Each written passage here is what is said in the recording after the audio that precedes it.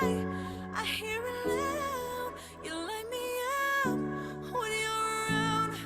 Look what we found. Look what we found.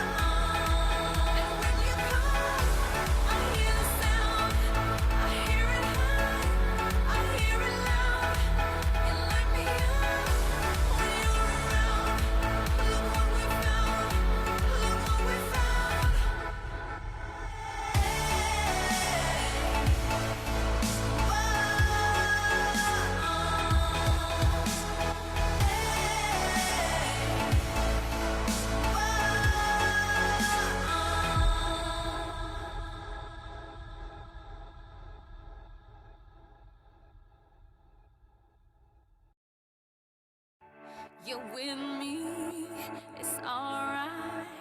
Together on our lives, a new start is inside.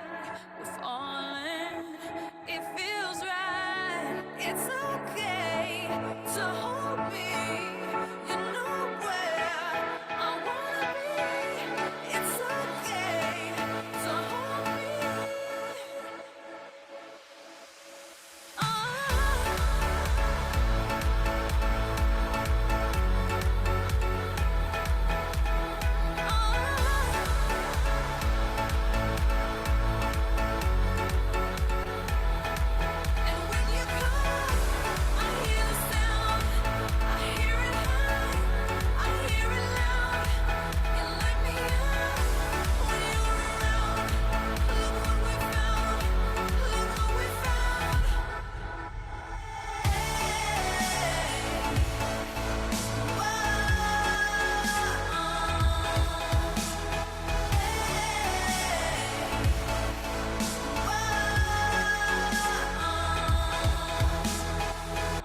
You take me to places, just one touch amazes. I'm all yours, no questions. I'm broken, affection. It's okay to hold me. You know where I wanna be. It's okay to hold me.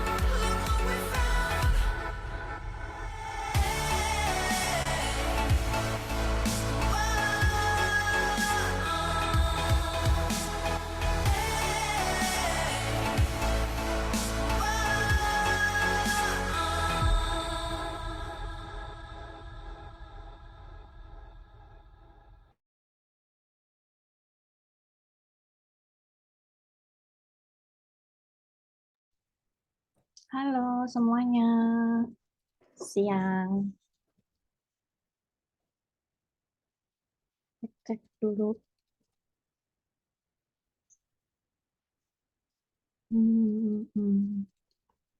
Oke, siang semuanya. Selamat datang di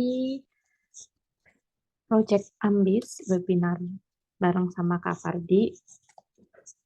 Siang gini, aku amazed banget lihat jumlah pesertanya yang banyak banget ini. Siang-siang di hari kerja ini kelihatan banget ya teman-teman. Seambis itu dia siang-siang di sini jam-jam biasanya pada tidur siang atau kalau yang kerja juga masih jam-jam kerja tapi menyempatkan untuk ada di sini hari ini di jam ini jam-jam mau eh, udah jam-jam ngantuk-ngantuknya ya tapi masih menyempatkan buat belajar buat eh, mengejar proyek ambisnya masing-masing di sini. Oke, ini masih akan terus berdatangan yang mau masuk dan sekali lagi aku mengucapkan selamat datang buat semua teman-teman di sini.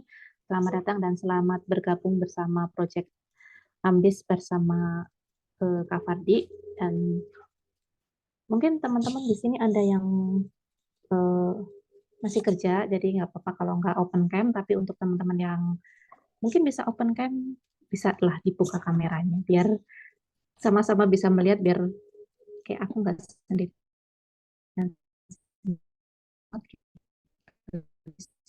Ya, oke.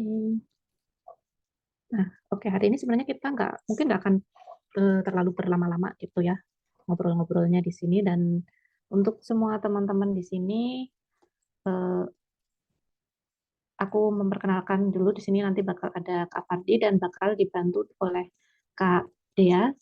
Eh, karena di sini ternyata ada dua teman tuli dari yang ikut bergabung dengan proyek ini dan untuk teman-teman yang nanti eh, pemaparan dari Kak Fardi itu akan dituliskan di caption. Jadi untuk teman-teman yang teman tuli mungkin bisa mengikuti isi materinya lewat caption yang dituliskan di notes di Zoom ini.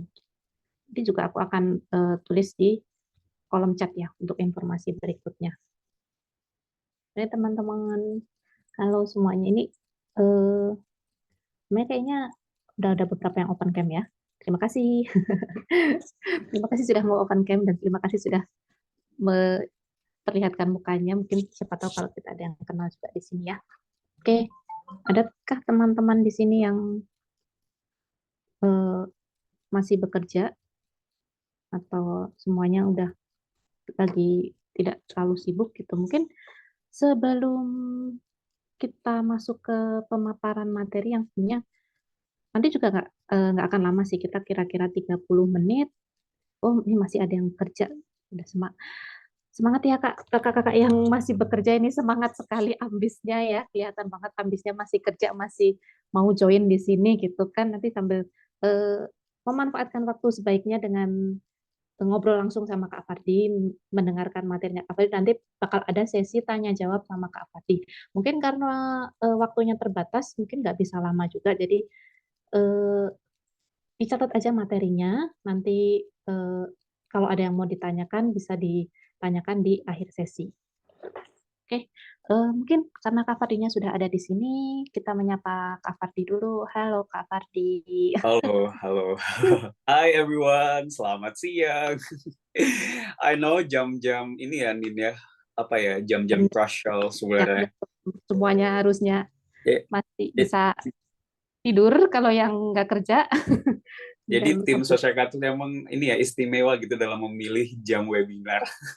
ya hari kerja kan ya. Tapi kelihatan banget loh ambisnya teman-teman ini ya. Ya, ya. Punya project ambis. Nah, tuh banyak Dan banget ini loh kan juga lagi kerja. recording ya, dan buat kawan-kawan semua yang mungkin beberapa ada yang katanya lapor ke admin belum bisa ikutan karena lagi kerja dan nggak bisa apa ya, nggak bisa webinar terus kayak sambil kerja gitu, jadi kayak nggak amanah gitu dalam bekerja, jadi kayak kak nggak apa-apa aku recording aja, that's okay gitu. Kawan-kawan tetap akan menjadi bagian dari Project Ambis itu sendiri. Ini aku excited banget sih karena Project Ambis ini adalah project ketiga dari Sosial Kreatif setelah program Faith kontraknya udah selesai, tapi masih berlanjut, tapi kita berpikir bahwa apalagi yang kita bisa elaborasi, apalagi yang dibutuhkan oleh orang-orang di yang follow Social Creative, yang follow Fardiandi, yang follow educators misalkan. Sebagian besar pada saat kita menyajikan konten-konten yang positif, ternyata orang-orang tuh ya udah termotivasi. Ya siapa di sini ketika lihat postingan Fardiandi, postingan Social Creative, itu termotivasi ya nih ya kayak this is really me, ini beneran aku bisa dapat motivasi. Tapi setelah itu udah nggak ngapa-ngapain. Ada nggak? Bagian dari Kak Fardi ingin memberikan impact juga ke orang-orang ya. Bener gitu. Terus mikirnya tuh kayak apa yang bisa kita lakukan, apa yang kita bisa usahakan agar ada komunitas gitu yang mewadahi dan kawan-kawan semua itu bisa saling support gitu. Apalagi dulu Social Creative pernah bikin komunitas-komunitas kecil dan ternyata nggak berlanjut karena nggak ada project real yang bisa dikerjain gitu loh. Makanya di tahun 2024 ini, walaupun ini udah quarter keberapa ya, udah selesai, gitu, udah quarter kedua, it's okay, masih ada kesempatan gitu, masih ada beberapa bulan lagi untuk memaksimalkan tahun ini. Itu Sinin. So aku excited banget. Makasih buat kawan-kawan semua yang udah daftar. Sebenarnya kemarin tuh masih banyak yang mau daftar, tapi kita udah tutup. Ada sekitar 150 orang. Cuma mungkin yang ikutan live ini ada 60. Artinya 60 ini adalah orang-orang yang memang mungkin ada yang masih kerja. Tapi kawan-kawan yang lain aku tahu dan yakin pasti lagi kerja saat ini, tapi tetap pengen belajar. So I do really excited. Yang udah baca e-booknya siapa aja? Yang udah baca, tolong angkat tangan digitalnya. Udah semua udah terima kan? Oh, betul. Kalau misalkan belum terima, nanti kawan-kawan bisa langsung chat ke admin aja. Nah, sebelum aku mulai, aku boleh tanya nggak ke kawan-kawan semua di sini yang udah baca e-booknya, buat kawan-kawan part mana yang kawan-kawan tuh kayak this is yang aku akan lakukan gitu. Ini adalah hal yang aku akan usahakan. Ini adalah hal yang aku akan perjuangkan gitu. Ada yang berani nggak? Langsung. Mau open mic atau ya mau open mic aja. Dulu? Ada nggak? Ada yang berani nggak? Katanya mau jadi ini ada manusia ambis gitu. Oh ada Andi. Hai Andi, kayaknya anak fake deh. Iya. Hai. Jadi aku memperhatikan mukanya kayak girang banget nih akhirnya ketemu Kak Fardi nih. Siap. Silakan, perkenalan dulu deh. Oke, baik. Izin perkenalkan semuanya ya. Perkenalkan, nama saya Andi. Asalnya dari Garut. Kesibukan hari ini saya seorang apoteker. Ya. Mungkin kalau misalkan berbicara part yang memang ini aku banget, itu seperti kayak pas bagian tak apa untuk memulai kembali gitu. Jadi itu kayak nge-brainwash aku pribadi bahwa semua hal itu meskipun kita di umur berapapun, kita pernah gagal berapapun, kita pernah mencoba berapapun, sebagaimanapun kita hancur gitu ya, tak apa, kita tuh bisa untuk memulai kembali gitu. Entah dalam kondisi terburuk sekalipun, entah dalam kondisi apapun, kita bisa memulai kembali.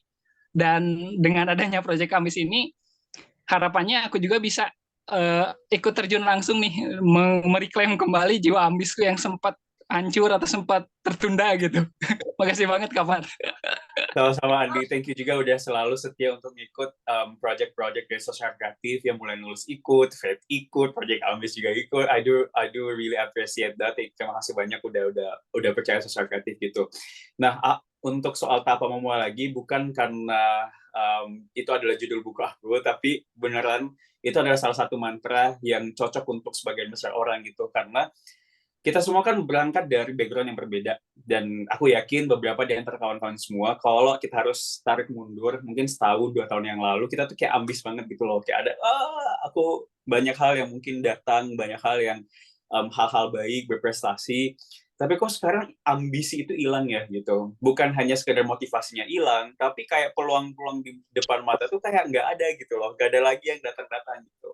Sedangkan kita tuh pengen gitu balik lagi ke momen itu, pengen balik lagi ke jiwa-jiwa ambisnya kita. Apa yang kita bisa lakukan? Tidak ada cara lain selain menerima dulu gitu, kayak saat ini memang aku jatuh, tapi ya nggak apa-apa, kita harus memulai kembali gitu, back to basic. Nah sayangnya pada saat kita udah ada di posisi tertentu, kita udah ada di level tertentu dan harus memulai dari awal lagi, kadang kita berpikir bahwa kayaknya kalau harus memulai lagi aku nggak bisa deh gitu. Kayaknya kalau harus terjun memulai dari awal lagi kayaknya susah gitu. Padahal enggak juga gitu. Tiap orang pasti ada kesempatan gitu untuk memulai lagi. Thank you loh udah sharing Andy. That's also my favorite part. Sip, Thank you Kak semoga Andi. bisa bareng lagi ya. Udah langsung Satu lagi deh, di ada yang berani sharing lagi nggak setelah baca e-book ya? udah pada baca e-booknya. Yang udah baca tadi banyak banyak loh tadi yang udah angkat tangan buat Iya ya. udah baca. Siapa nih yang Terus mau? banyak juga tuh kata admin yang DM tengah malam kayak, Kak ini yang belum bisa buka e-booknya. Mungkin ini Oh, kali ya ada linknya yang agak nggak mudah gitu. Oh itu ada oke, Prihandini Nin. boleh langsung open mic-nya. Silakan. Tadi apa namanya mau menjawab pertanyaan yang ini aja sih Kak, apa namanya yang udah baca e-book terus sebenarnya belum selesai sampai akhir karena aku pengen ngerjain PR-nya itu yang kayak nyari role model sama apa namanya Dong, dia bilang. worksheet Baca, itu seru ini bener sih. baca. Jadi gimana ada gimana sih setelah sampai sejauh ini gimana tanggapannya dari Kak Prihandini? Sejauh ini cukup applicable ya itu apa namanya worksheetnya itu jadi kayak selain terpetik kembali buat semangat lagi memulai kembali dan jadi tahu gitu harus ngapain setelah baca e-booknya. Siap. Thank you Semangat ya Prihandini. kerjain Ya. worksheet-worksheetnya itu. Aku tahu dan yakin kayak makasih loh Nin udah dibantu untuk bikin worksheet-nya. Jadi Anin juga salah satu kontributor di e-booknya. Aku yakin di dalam e-booknya itu emang biasa aja sebenarnya. Jadi kayak ilmu-ilmu di dalam situ ada ilmu yang kawan-kawan juga mungkin pernah baca sebelumnya, strategi-strategi yang mungkin pernah diaplikasikan itu. Karena sifatnya basic, kadang kita berpikir bahwa take it for granted gitu. Kita mengabaikan hal-hal sederhana. Gimana kita mau dititipkan hal yang lebih besar kalau hal kecil-kecil aja kita abaikan gitu. Sesederhana menulis resolusi kecil-kecilan atau habit-habit yang pengen kita ubah. Karena gimana caranya menghilangkan habit yang buruk kalau nggak ada penggantinya gitu. Dan itu make sense banget. Banyak orang misalkan, aduh nggak bisa begadang nih. Contoh nih, saat ini orang-orang yang suka begadang ya. Kalau misalkan kamu nggak menemukan satu aktivitas yang bisa menggantikan begadang itu atau ada hal-hal yang ngebangun motivasi kawan-kawan untuk bisa bangun lebih pagi, ya begadang itu bakalan selalu ada gitu. Makanya aktivasinya itu harus jelas. Itu sih. Ini kan basic ya, tapi harus diulang-ulang terus gitu. Harus diulang-ulang biar kita bisa oh gitu ya. Oh bisa masuk. Gitu. Itu sih Min. Oke, karena ini bakal it's gonna be a long day gitu ya. Mungkin buat mempersingkat waktu biar nggak makin lama gitu kan, biar teman-teman langsung cepat dapat dari intisarinya acara webinar ini apa sih gitu kan. Mungkin kita bisa langsung eh, mulai aja sekarang. Nah, buat teman-teman yang mau mempersiapkan diri, mungkin nyiapin cemilan, nyiapin minuman, nyiapin catatan, boleh disiapin sekarang karena kita akan langsung ke pemaparannya Kak Padi. Kita kira-kira 30 menit, nanti setelah itu akan ada sesi tanya jawab. Dan untuk teman-teman dimohon untuk tidak memasukkan pertanyaan di kolom chat, karena nanti bakalan ketimbun dan akan sangat kecil kemungkinannya bisa kita jawab di akhir. Jadi nanti untuk pertanyaan ditanyakan di sesi Q&A.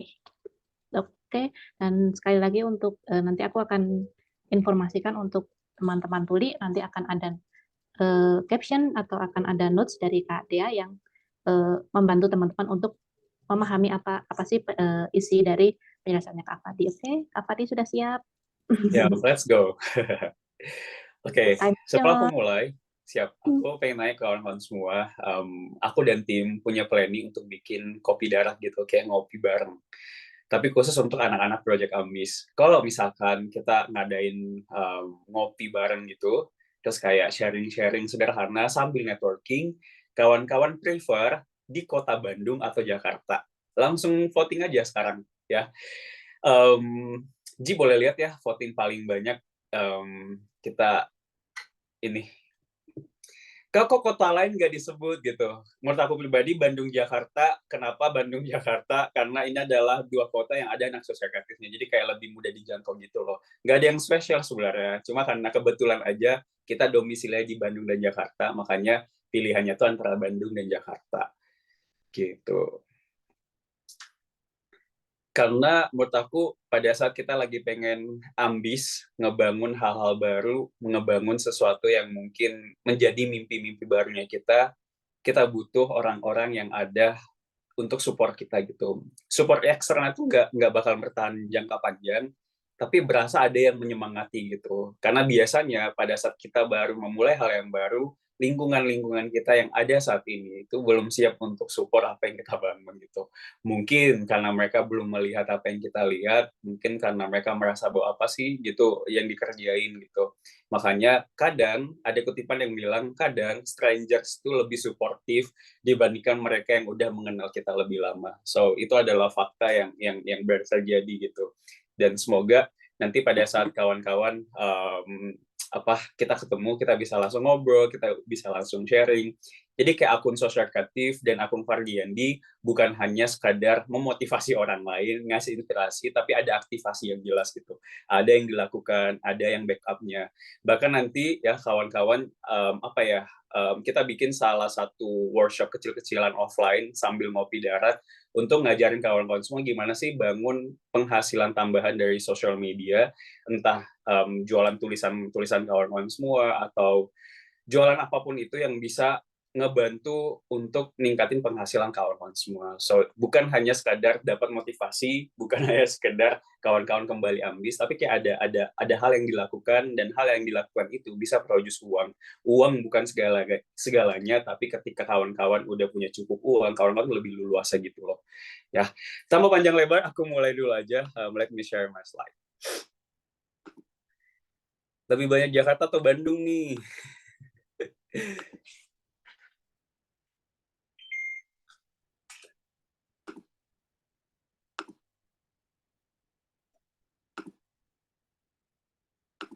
Oke. Nin, jelas ya? Aku kelihatan nggak? Aman, kelihatan semuanya. Oke, perfect. Aku akan memulai dengan kertas kosong ini gitu. Kenapa kertas kosong? Sama kayak yang dibilang Andi tadi, pada saat kita udah ada di level tertentu, kita udah ada di posisi tertentu, pada saat dititipkan ujian dan harus memulai lagi, kita tuh berpikir bahwa hidup kita udah selesai. Dan selama aku hidup, fase-fase QLC, fase-fase jatuh, fase-fase harus memulai dari awal itu sering banget gitu, bahkan lebih dari 5 kali gitu. Harus riset lagi, riset dari awal, memulai kembali, dan itu rasanya nggak enak gitu. Pada saat kita punya mindset, kita punya pola pikir bahwa, oke, aku harus memulai dari basic lagi gitu, aku harus memulai dari awal lagi gitu. Kenapa ini penting? Pada saat kita selalu denial, kita selalu berasa tinggi, kita selalu berasa kita punya segalanya, kita pernah mencapai level tertentu, dan kayak punya ego, nggak pengen menerima bahwa kita udah ada di posisi yang mungkin di bawah, jadi kita nggak bisa move on gitu, kalau kita nggak bisa accept bahwa kita udah ada di level itu. Makanya kenapa kertas putih ini sebagai pembuka materi hari ini, karena aku berpikir bahwa setiap dari kita punya kesempatan untuk mereset hal-hal yang memang kita pernah lakukan, walaupun dulu berhasil atau mungkin gagal, kita selalu ada kesempatan untuk start fresh, start new gitu loh. Kita ada kertas putih, mindset kita dulu, pola pikir kita dulu, kita mulai dari apa yang kita bisa usahakan gitu. Biasanya pada saat kita pengen mengusahakan sesuatu, kita nunggu dopamin dulu, kita nunggu termotivasi dulu. Aku nggak pengen ikut webinar hari ini gitu, aku lagi nggak mood gitu. Walaupun aku udah bayar, aku udah dapat e-book, ya nggak apa-apa gitu. Pokoknya aku lagi nggak mood, nanti aku nonton recordingnya aja, contoh gitu. Hari ini kayaknya aku nggak usah olahraga deh gitu, karena aku begadang, terus kayaknya capek banget, kayaknya aku nggak termotivasi. Aku nunggu ada motivasi dulu, baru aku pengen olahraga gitu. Problem dari orang-orang yang selalu fokus ke dopamin, mendapatkan hormon bahagia adalah selalu ada di circle atau lingkaran motivasi ini. Ini adalah motivation circle.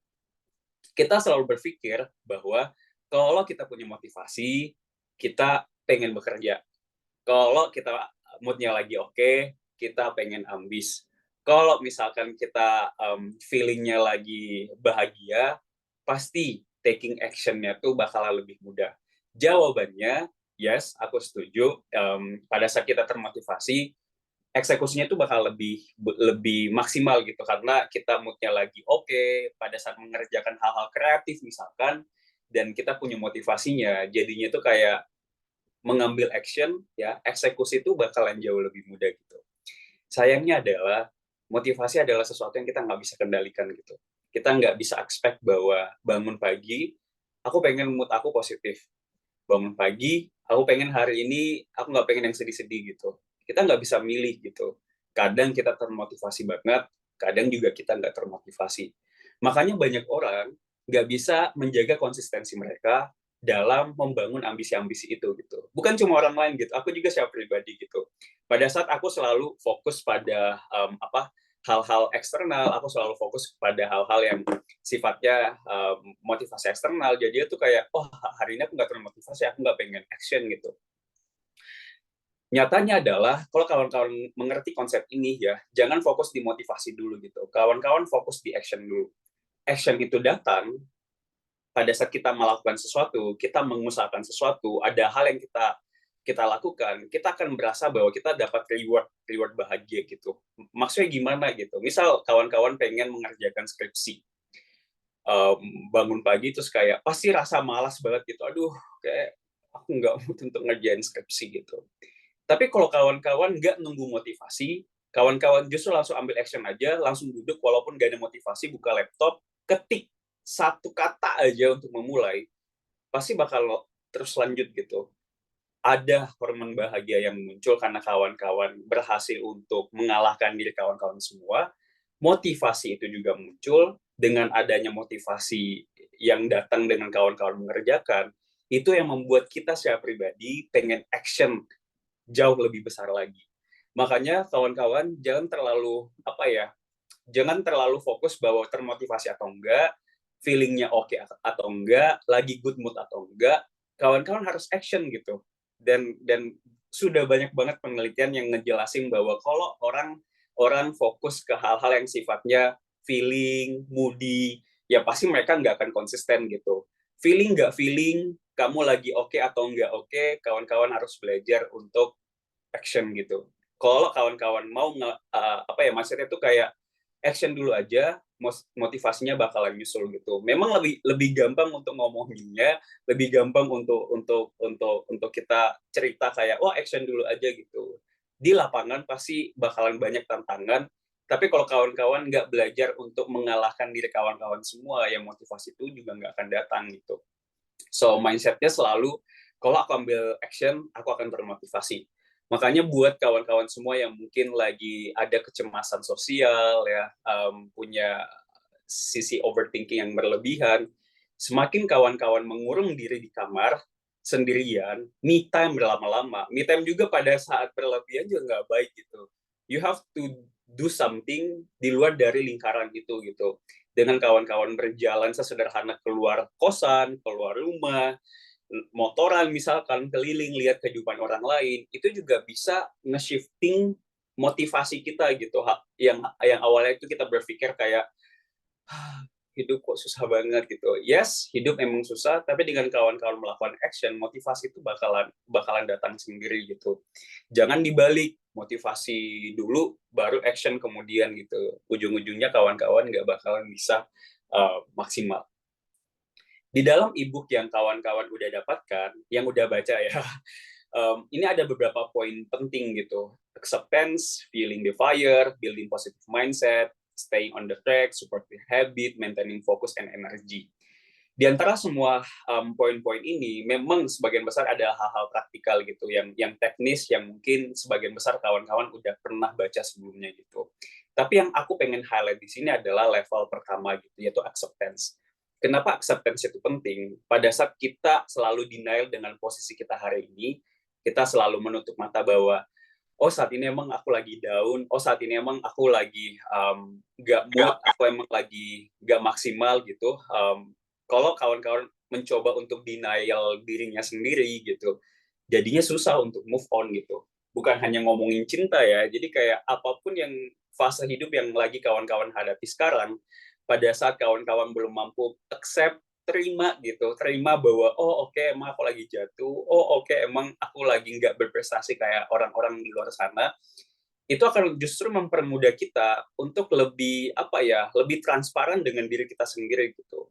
Nggak usah jauh-jauh lihat pencapaian orang lain, nggak usah jauh-jauh membandingkan apa yang ada di luar sana. Kalau kawan-kawan sendiri belum mampu transparan dengan dirinya sendiri, ya agak susah gitu untuk reclaim your ambitious life. Pernah nggak ngerasa, lagi low mood nih gitu, hari ini rebahan aja gitu. Sebenarnya rebahan tuh nggak masalah ya, jadi ada fase kita emang pengen istirahat aja, pengen bermalas-malasan, pengen rebahan aja, nggak masalah. Yang menjadi masalah adalah ketika rebahan itu udah menjadi salah satu salah satu habit to do list kawan-kawan setiap harinya gitu, yang berlama-lama gitu. Yes, hidup memang harus balance, tapi balance-nya nggak yang rebahan seharian juga gitu. Makanya pada saat kawan-kawan udah ngerasa bahwa di dalam hati kita sendiri tuh kita tahu gitu, kita tuh saat ini emang lagi mengambil jeda doang, atau emang lagi lagi malas banget gitu, pengen berlindung di balik kata take your time, sayangi diri sendiri, hidup tuh harus balance gitu. Ya balance sih balance ya, tapi jangan juga berlebihan gitu rebahannya. Makanya entah lagi low mood, entah lagi moodnya ada atau enggak, ya you have to be professional. Professional bukan hanya soal kerjaan kawan-kawan semua gitu. Professional terhadap self growth diri kawan-kawan sendiri gitu. Sayangnya karena kita selalu menganggap diri kita rendah ya, kayak why I need to be professional to myself? Kenapa aku harus profesional ke diriku, nge-treat diriku baik? Toh ya ini diriku gitu, gak ada yang lihat juga gitu. Makanya pada saat kawan-kawan aja nge-treat diri kawan-kawan tuh kayak biasa aja, percaya atau enggak, orang lain tuh juga bakal ngelihat itu gitu. So, low mood atau enggak mood, lagi termotivasi atau misalkan lagi nggak termotivasi, kawan-kawan, you have to do something, you have to execute gitu. Apakah bisa ngelola feeling gitu? Manusia mungkin bukan ngelola feelingnya, tapi bagaimana kita merespons feeling itu sendiri gitu. Sesederhana, gimana sih Kak, kalau misalkan Kak Fadel lagi nggak mood, lagi feelingnya tuh, let's say lagi patah hati contohnya gitu, wah lagi patah hati, apa yang aku bisa lakukan biar aku tetap bisa ambis, aku tetap bisa mengusahakan hal-hal yang aku bisa usahakan, padahal feeling aku tuh kayak lagi nggak pengen ngapa-ngapain gitu. Feeling aku tuh berasa bahwa aku udah berasa nyaman banget di sini. Bukankah kita berjuang maksimal biar bisa menikmati kenyamanan ini? Hati-hati ya kawan-kawan semua, karena nggak semua hal yang nyaman, yang bikin kamu nyaman hari ini, itu akan bikin kamu aman di masa depan gitu. So, kembali lagi ke topik ngelola feeling. Kita sebagai manusia, kita nggak bisa ngelola feeling itu sebenarnya. Jadi, pada saat kita lagi ada mood-nya, feelingnya lagi sedih banget, misalkan ditambah lagi lagu-lagu galau, ya jadinya galau banget gitu. Yang kita bisa kelola, yang kita bisa lakukan adalah gimana kita merespons feeling itu sendiri gitu. Respons kawan-kawan gimana gitu? Apakah kawan-kawan denial? Apa kawan-kawan ya udah terima aja, toh hari ini aku nggak mood gitu, udah hari ini rebahan aja. Kalau misalkan seminggunya itu nggak mood banget, ya kawan-kawan seminggunya masa harus rebahan terus gitu. Makanya harus berpikir bahwa yang paling penting bukan soal gimana mood aku hari ini, bukan soal feeling aku hari ini. Aku punya tujuan yang jelas, aku punya hal yang aku pengen eksekusi, ya udah aku lakukan dulu aja gitu, karena hal ini menurutku penting. Walaupun feeling aku bilang nggak usah kerja, feeling aku berasa bahwa aku nggak pengen melakukan ini, aku nggak pengen ngonten, aku nggak pengen menulis buku misalkan. Tapi tujuan aku berkata, aku melihat tujuan itu udah jelas gitu, aku pengen meraih itu salah satu mimpiku. Dan yang mana yang aku harus prioritasin, goals jangka panjangnya aku, atau feelingku saat ini gitu. Kalau kawan-kawan ngelihat goals kawan-kawan semua, kawan-kawan bisa kesampingkan feeling. Memang agak tidak mudah sebenarnya di awal-awal pada saat kawan-kawan baru mulai di step ini. Tapi ketika kawan-kawan udah mulai belajar pelan-pelan untuk selalu kesampingkan feelingnya gitu, itu akan mempermudah kawan-kawan semua. Aku pernah ngetik salah satu kutipan di Threads, aku tuh bilang kayak, once you become emotional, you lose gitu. Kenapa? Ya kita harus terima bahwa di dunia ini memang keras gitu loh. Kayak kita hidup di dunia ini memang cuma sebentar, tapi sebentar ini juga nggak mudah gitu. Pada saat kita selalu memprioritaskan feeling, kita selalu memprioritaskan apa yang kita rasakan, kita selalu merasa bahwa kita adalah korban satu-satunya, padahal di luar sana orang-orang juga punya masalah gitu. Entah dia punya privilege atau enggak, mereka juga punya masalah. Tapi kenapa ada orang bisa berprestasi gitu? Kok dia bisa maksimal? Kita sama-sama berada dari lingkungan yang sama, tapi kok dia udah sejauh itu gitu? Yes, journey setiap orang beda-beda, tapi kita masih punya kendali terhadap bagaimana kita merespons dan melakukan sesuatu, mengusahakan sesuatu gitu. Apakah ketika ada masalah, ada ujian hidup, kita selalu fokus untuk memprioritasin feeling kita, atau memprioritaskan tujuan kita. Dan itu yang cukup membantu aku gitu di awal-awal pada saat lagi ngebangun sosial kreatif, lagi nulis buku. Kalau nggak belajar untuk kesampingkan feeling, ya jadinya bablas gitu ujung-ujungnya. Gimana cara belajar untuk membangunnya? Kawan-kawan bisa mulai untuk bangun satu kebiasaan kecil. Jadi misalkan kawan-kawan dalam sehari ada satu tugas yang gede ya, ada satu to-do list yang harus kawan-kawan kerjakan dan itu emang agak-agak berat. Kawan-kawan harus mulai dari hal-hal kecil dulu gitu, habit-habit kecil dulu, nggak usah ngomongin kerjaan gitu, hal-hal sesederhana di rumah aja gitu. Mulai rapihin kasur, no smartphone di pagi hari, karena pada saat kawan-kawan misalkan bangun pagi dan berhasil merapikan kamar tidurnya, itu ngasih kita beberapa reward berupa bahagia gitu loh. Kayak kita bahagia, wah aku berhasil, aku bisa ya merapikan kamar tidurku gitu. Itu yang ngasih kita hormon bahagia, walaupun yang kita lakukan itu adalah hal-hal kecil gitu. Nah makanya untuk membangun kebiasaan besar, membangun habit baru yang besar, kawan-kawan harus mulai dari hal kecil dulu gitu. Dari hal kecil, no smartphone di pagi hari, kawan-kawan berhasil jogging misalkan 10-15 menit, jalan misalkan, you have to appreciate that gitu. Karena sampai saat ini yang membuat aku bisa kelola mood aku, bukan kelola ya, kayak merespons dengan bijak mood aku ya dimulai dari hal kecil gitu. Dan cara sederhana untuk mengukur apakah aku lagi di step ambis atau enggak, hidupku lagi baik-baik aja atau enggak, ya aku lihat kamarku gitu. Kalau kamarku lagi berantakan, ya baju nggak kelipet, kamarnya, pokoknya banyak berantakan banget, aku udah berasa bahwa hidupku emang lagi berantakan gitu. Sesederhana itu gitu. Pada saat kita willing gitu untuk merapikan hal-hal kecil, kita mulai merapikan kehidupan kita dari hal kecil, itu bakal ngebantu kita untuk pada saat pengen mengusahakan hal-hal yang lebih besar, jadinya tuh terkesan lebih mudah gitu. So, start small, mulai dari hal-hal kecil dulu, bangun kebiasaan-kebiasaan kecil dulu, baru kawan-kawan move on ke hal-hal yang besar yang kawan-kawan tuh bisa lakukan. The only lasting motivation is self-motivation. Ini penting banget karena aku yakin ada di antara kawan-kawan semua mungkin yang motivasinya itu adalah orang lain gitu. Jadi kayak aku pengen ambis karena aku pengen nunjukin ke si dia bahwa aku sukses. Aku pengen nunjukin ke si dia biar dia apresiasi aku. Aku pengen nunjukin ke orang tuaku biar mereka melihat kesuksesanku gitu. Itu adalah bagian dari bahagiaku. Sebenarnya nggak ada yang salah, tapi nggak akan long last yang namanya external motivation. Kenapa? Kalau ngomongin motivasi, itu ada dua sebenarnya, internal motivation dan juga external motivation. Yang bertahan jangka panjang ialah mereka yang menikmati apa yang mereka kerjakan. Kenapa? Setiap dari kita punya 24 jam yang sama. Dari 24 jam itu, pasti setiap orang punya masalahnya sendiri. Punya mood swing, punya motivasi yang mungkin naik dan turun. Tapi kenapa ada orang bisa produce maksimal gitu? Kok dia bisa ambis?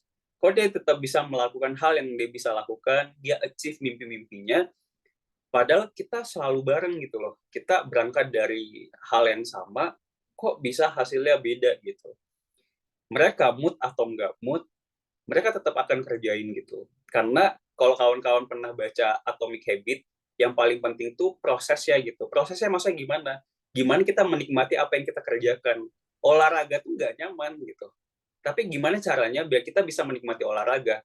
Orang, sebagian besar orang nggak bisa konsisten olahraga karena mereka fokus ke hasil, body yang oke, berat badannya turun, angka timbangan, bla bla bla gitu. Itu dia kenapa pada saat di awal tahun ya, waktu tahun baru 2024, gym itu penuh banget, dan itu bukan hanya konten candaan gitu, emang beneran gitu, full banget gymnya. Tapi kalau udah mulai masuk ke bulan kedua, bulan ketiga, kok orang-orang udah mulai berkurang gitu. Karena pada saat motivasi kita itu adalah hal-hal yang sifatnya eksternal, ya, karena hasil kan akumulasi jangka panjang ya.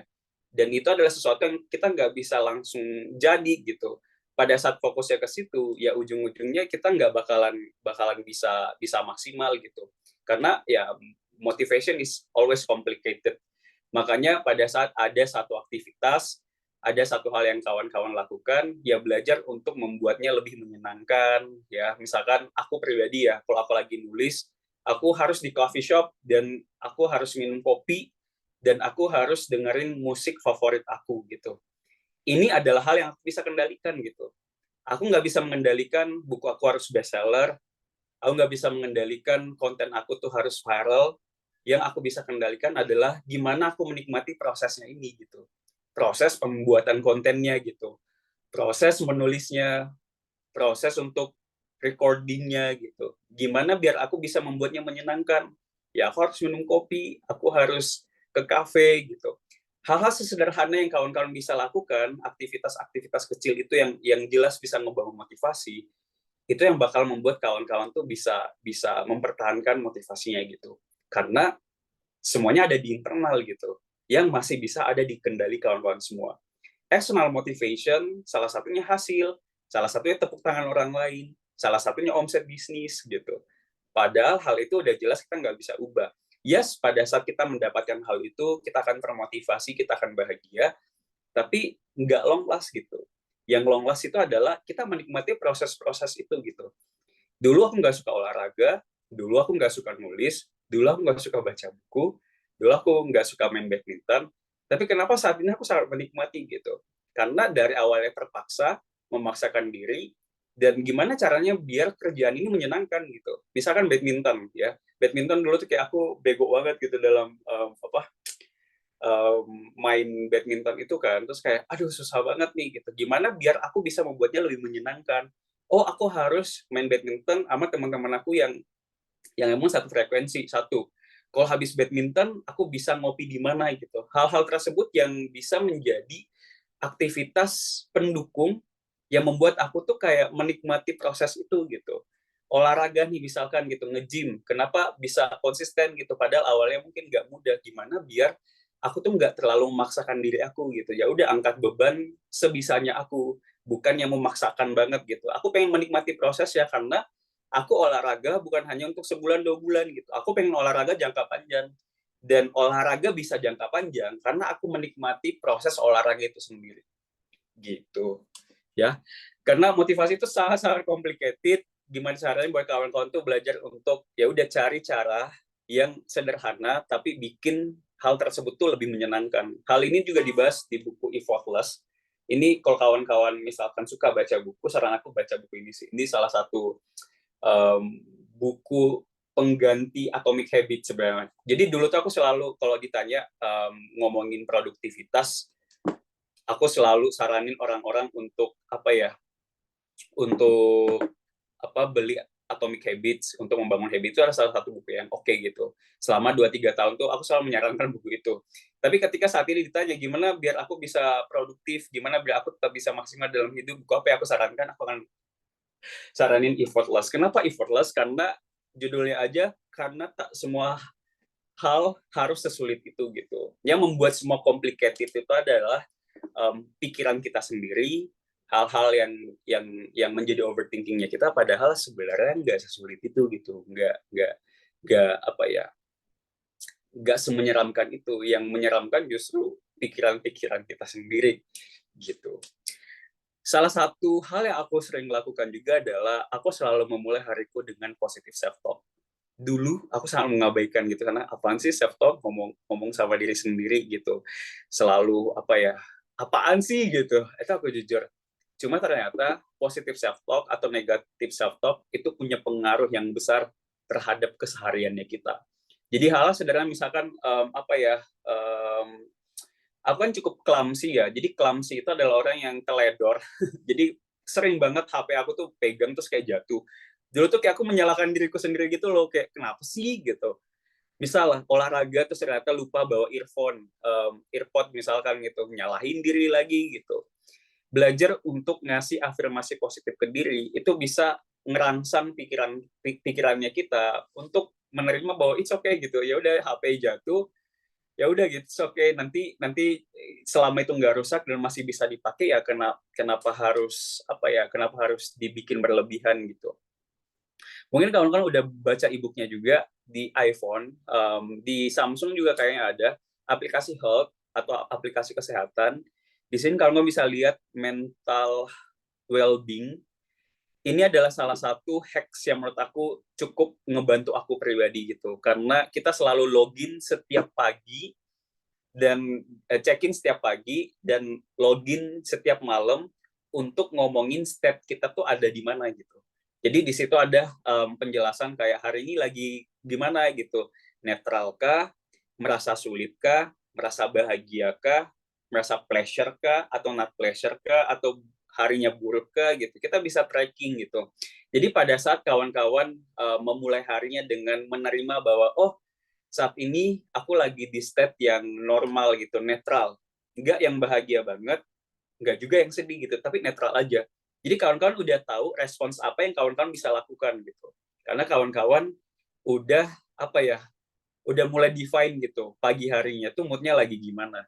Nah sama kalau misalkan kawan-kawan lagi nggak mood, terus harus nyetir, ya kawan-kawan harus terima bahwa oke, Far, hari ini kamu lagi sedih karena bla bla, tapi hari ini tetap kamu bisa maksimal dengan melakukan ini. Jadi emang harus cari coping mechanism, hal-hal strategis atau hal-hal praktikal yang kawan-kawan bisa lakukan biar seharinya tuh bisa lebih maksimal gitu.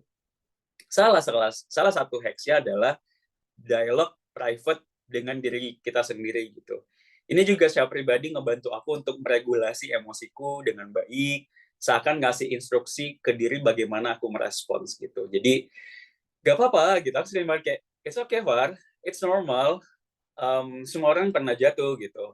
It's okay Far, itu adalah hal yang di luar kendali gitu. Misalkan mobil aku lagi parkir dengan sangat tenang, terus tiba-tiba ditabrak orang lain, it's okay Far, ya nanti juga bisa dibantu asuransi gitu, nanti juga diganti sama orang itu gitu. Aku selalu bilang ke diriku kayak Far, aku nggak pengen hari ini ada hal eksternal yang membunuh mood kamu gitu. Makanya ketika aku ketemu orang lain dan ternyata sikap atau sifat orang lain tersebut tuh kayak ngeganggu aku, pokoknya nggak sesuai dengan ekspektasinya aku kayak biasa aja gitu, karena the way you do something to me itu nggak bakalan bisa mempengaruhi bagaimana state aku hari ini gitu. So lo mau ngomongin apa gitu, apalagi kalau sosial media ya, baca komen misalkan, baca DM, banyak banget hal-hal yang yang basic, yang mungkin bisa ngebuat kita sakit hati, tapi kita tuh sakit hati pada saat kita mengizinkan hal itu menyakiti kita. Kalau kita nggak izinkan ya udah gitu, bodo amat gitu. Walaupun misalkan belajar untuk bodo amat itu adalah proses yang panjang, nggak bakalan semudah itu, tapi percaya deh, kalau kawan-kawan tidak take it personal, hal-hal kecil setiap harinya, ini bakal ngebantu kawan-kawan semua juga untuk menjalani hidup dengan lebih maksimal. Kalau ada sesuatu yang kurang menyenangkan, kawan-kawan selalu bilang kayak, things I value the most. Apakah responsku ini adalah sesuatu sesuai value yang aku hidupi? Ya, sebelum kawan-kawan pengen emosi maksimal gitu, pengen ngelabrak orang lain, kawan-kawan selalu bilang kayak, is this thing adalah hal yang aku value the most atau misalkan enggak gitu. Karena kerjaan yang sama tapi beda cara kerja, semuanya tentang how you feel and also think. Kalau kawan-kawan merasa bahwa emang saat ini aku nggak maksimal, aku moodnya nggak stabil, tapi I still see the value in myself. Apalagi pada saat aku bangkrut ya, jadi kayak berkali-kali ngerasain nggak ada uang di rekening itu sering banget gitu, apalagi pas zaman pandemi, aku cuma bilang ke diri kayak, Far, your value nilai dirimu hari ini, ya kondisimu hari ini, ya isi dompetmu hari ini tidak merepresentasikan nilai dirimu. Kerjaanmu hari ini tidak merepresentasikan nilai dirimu gitu. Respons orang lain terhadap dirimu hari ini bukan nilai dirimu gitu. Yang tahu nilai dirimu adalah ya kamu sendiri gitu. Tapi Kak, apakah itu salah satu sifat narsistik gitu? Terlalu mengagung-agungkan value diri. Kayaknya terlalu narsis gitu, karena selalu bilang high value gitu. Yang aku percaya dan yakini adalah setiap dari kita pasti ada orang yang kita kagumi, ada orang yang kita anggap mentor gitu. Dan itu yang selalu kita berbagi perspektif tentang value kita, hal-hal yang memang kita lihat menjadi salah satu pedoman hidup kita, dan itu yang bakal bikin kita bertumbuh. Ada orang yang nggak melihat value kita, ada orang yang melihat value kita. Ada orang yang support, ada juga yang enggak. Ada yang suka konten sosial kreatif, ada juga yang enggak. Bukan karena konten kita jelek, bukan karena mereka yang jahat, sesederhana beda value aja gitu. Dan itu yang kawan-kawan harus yakini gitu, hidupi setiap hari kayak kalau ada sesuatu yang mungkin belum sesuai ekspektasi kawan-kawan semua, respons orang lain belum sesuai dengan apa yang kawan-kawan inginkan, selalu ingat kayak, oh aku beda value, aku mau move on. Karena semakin aku pengen menjelaskan diriku, semakin aku memaksakan untuk menjelasin, mereka juga nggak bakal denger gitu. Aku punya kendali terhadap diriku sendiri, aku yang menentukan bagaimana aku menjalankan hidupku hari ini.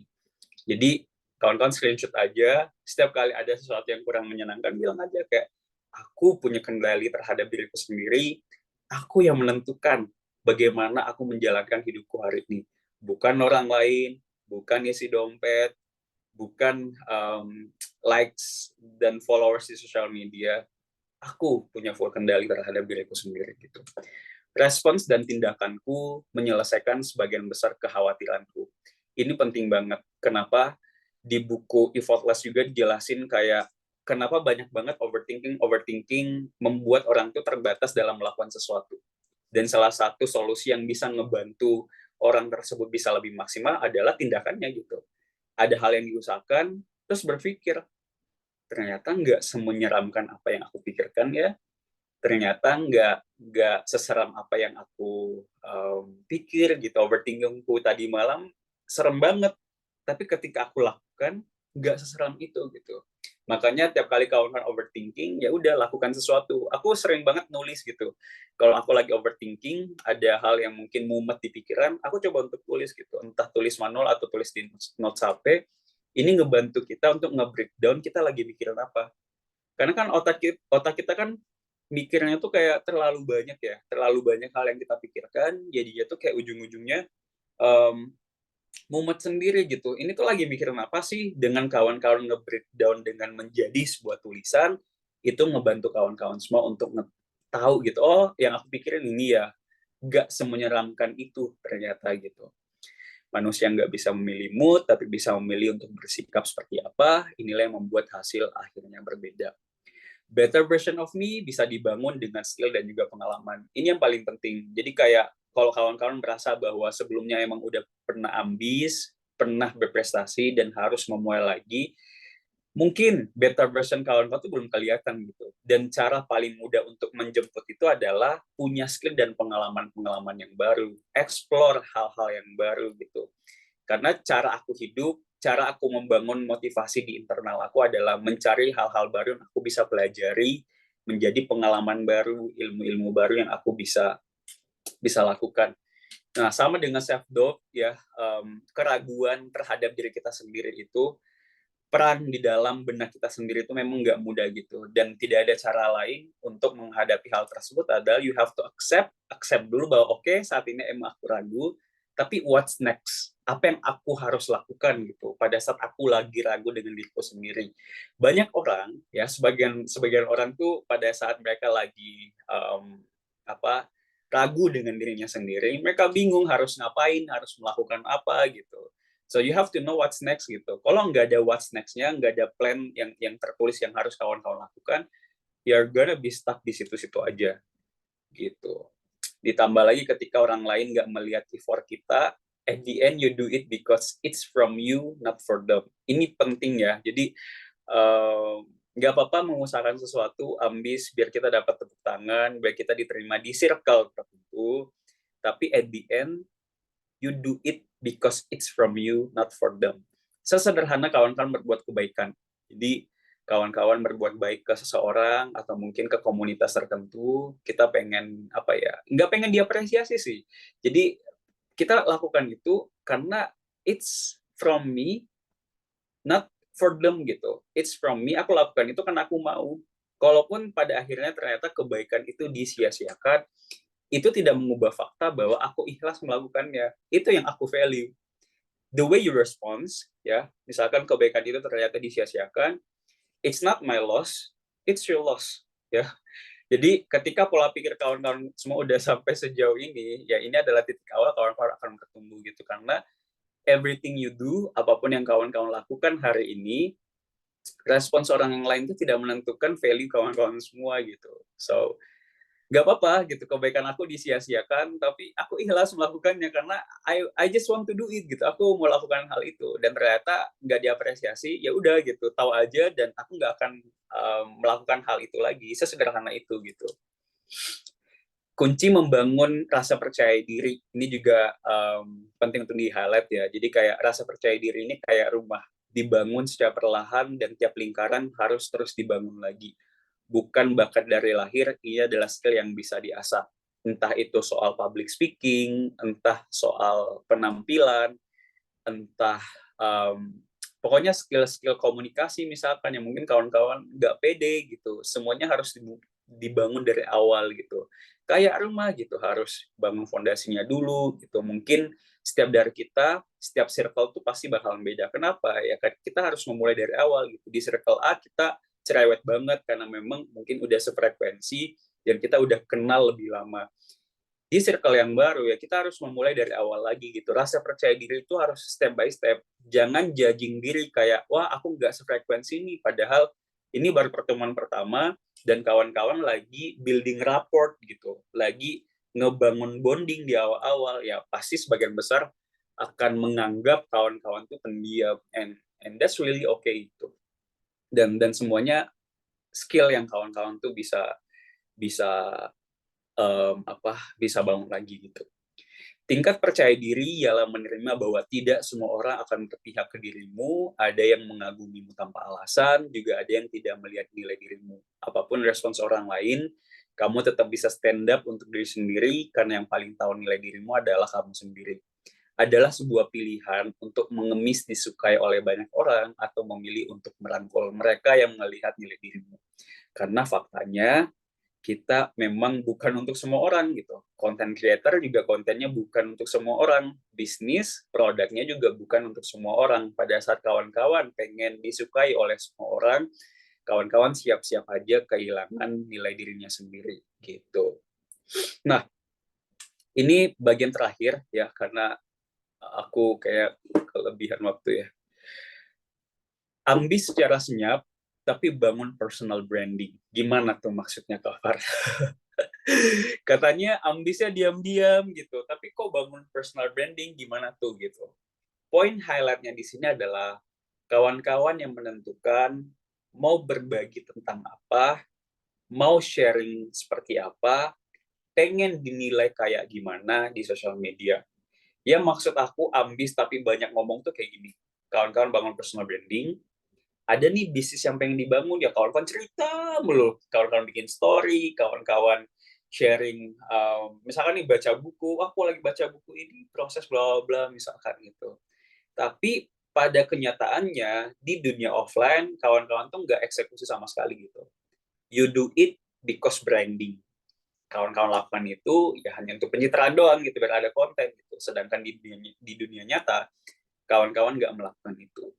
Akan lebih baik, misalkan kawan-kawan bangun personal branding, sharing sekadarnya, sewajarnya hal-hal yang memang perlu di-sharingkan. Kalau misalkan pengen sharing ide, nggak apa-apa, sharing dulu aja gitu. Tapi ada eksekusi nyata di balik dari konten itu. Makanya kalau kawan-kawan misalkan pengen ambis secara senyap, it's okay bangun personal branding aja, tapi pilih-pilih apa yang ingin kawan-kawan bagikan gitu. Apa yang kawan-kawan pengen sharing gitu. Harus apa ya? Pilih-pilih. Kenapa? Karena pada saat kawan-kawan berbagi, sharing soal ide-ide di sosial media, orang lain baca, kita dapat motivasi gitu. Dan motivasi bahagia karena kita cerita soal mimpi kita, cerita soal ide kita, bahagianya tuh sama pada saat kawan-kawan mencapai mimpi itu. Jadi yang menyeramkannya adalah kita masih ada di level ngomongin mimpi loh. Tapi bahagianya tuh sama pada saat kita beneran mencapai mimpi itu. Makanya banyak orang setelah banyak cerita nggak ada eksekusi gitu. Itu yang harus di-highlight. So, nggak apa-apa bangun personal branding, tapi harus pilih-pilih apa yang ingin kawan-kawan bagikan di sosial media kawan-kawan semua. So, mungkin itu aja. Nanti kita bisa sharing lagi di sesi Q&A. Thank you. Thank you Kak Fardi. Aduh, hilang. Hai. Thank you Kak Fardi dan terima kasih juga buat Kak Dea selaku typist kita yang sudah menuliskan isi pemaparannya Kak Fardi di bagian notes ya. Terima kasih untuk sudah membantu teman-teman tuli untuk memahami apa yang hari ini Kak Fardi sampaikan dan mungkin sedikit ringkasan dari Kak Fardi tadi ya, kalau namanya ambis itu nggak bisa sekali jalan, nggak bisa sekali coba pasti berhasil gitu. Ada prosesnya dan prosesnya itu yang harus dinikmati sama teman-teman gitu kan, karena namanya juga ambis kan nggak langsung pasti berhasil ya kan, pasti semakin besar impiannya dan pasti jalannya nggak gampang. Nah itu yang mau dicari bareng-bareng tuh gimana caranya buat menikmati perjalanan sampai ke garis finishnya itu oke. Nah, mungkin di sini teman-teman sudah banyak yang menyiapkan pertanyaan. Teman-teman yang masih stay sampai sekarang, sampai sore ini, terima kasih. Dan kita akan buka sesi pertanyaan.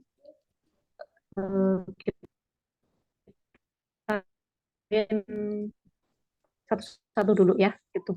Biar buat teman-teman yang sudah tahu mau bertanya apa, silahkan untuk raise hand. Tapi biar nggak rebutan. Ini pasti udah banyak siap-siap mau bertanya ya. Oke, aku hitung sampai 3. Di hitungan ketiga yang pertama kali muncul di layarku, siapa yang angkat tangan pertama boleh bertanya pertama. Oke, aku hitung sampai, silakan yang siapkan pertanyaannya. 1, 2, 3. Oke, Kak Mutia R. Mulyana boleh langsung open mic-nya. Halo, terima kasih ya Mbak. Hai Kak Fardi. Hai. Akhirnya bisa ketemu, tapi sorry nggak bisa on kamera. Gak apa. Oke, pertanyaanku langsung aja. Aku itu tipe orang yang perfeksionis. Tadi kan kata Kak Fardi kalau misalnya lagi gak ada motivasi, ya udah action dulu aja, motivasinya datang. Karena aku perfeksionis, jadi harus segalanya ada dulu gitu, baru mau gitu take action. Nah, sedangkan untuk mengikuti perfeksionis itu kadang jenuh banget gitu, susah. Gimana ya Kak meminimalisir perfeksionis itu? Oke. Thank you ya Thank Kak. you. I love the question. Jadi salah satu problem banget sebenarnya buat aku juga secara pribadi adalah jiwa perfeksionis sendiri. Kenapa? Karena jiwa perfeksionis ini bukan hanya harming diri kita sendiri, tapi juga harming orang lain gitu. Kenapa? Pada saat kita melihat kerjaan dan ternyata belum sesuai dengan ekspektasi kita, karena kita kesal sama orang lain gitu. Karena kita kesal sama orang lain, karena di diri kita sendiri aja kita kadang kesal gitu loh. Jadi aku sering banget konflik batin gitu. Konflik batin. Jadi konflik batin karena ada hal-hal yang belum sempurna. Ya sama kayak ini kita kerja di secara kreatif dan ternyata ada typo dan hal yang kita coba untuk bikin kontennya itu kayak nggak maksimal. Jadi kayak kita nyalahin diri kita sendiri. Perfectionist itu ada 2, ada adaptive perfectionist, ada maladaptive perfectionist. Bedanya apa? Yang pertama, pada saat ada sesuatu yang belum sesuai dengan ekspektasinya kita tuh akan nyalahin diri kita. Kita akan self-blaming, kita bakalan merasa bahwa kenapa sih kita nggak bisa maksimal gitu. Standarnya 9, sedangkan kapasitasnya 7. Kan cari mati gitu.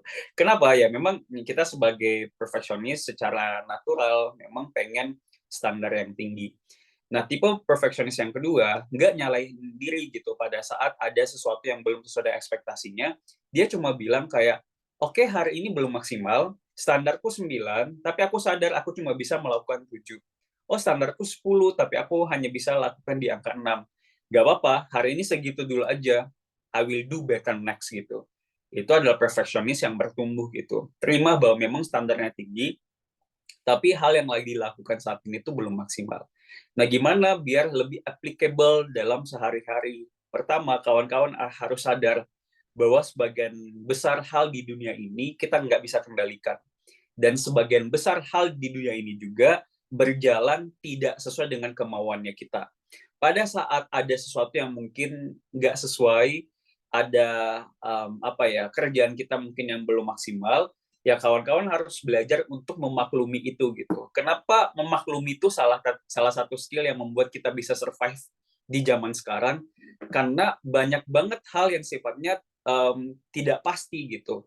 Entah soal kerjaan, entah soal si dia misalkan, atau banyak hal tuh yang nggak pasti gitu. Dan kita harus berdamai dengan ketidakpastian itu sendiri, berdamai dengan kekurangan-kekurangan kecil yang kita bisa lakukan lebih baik.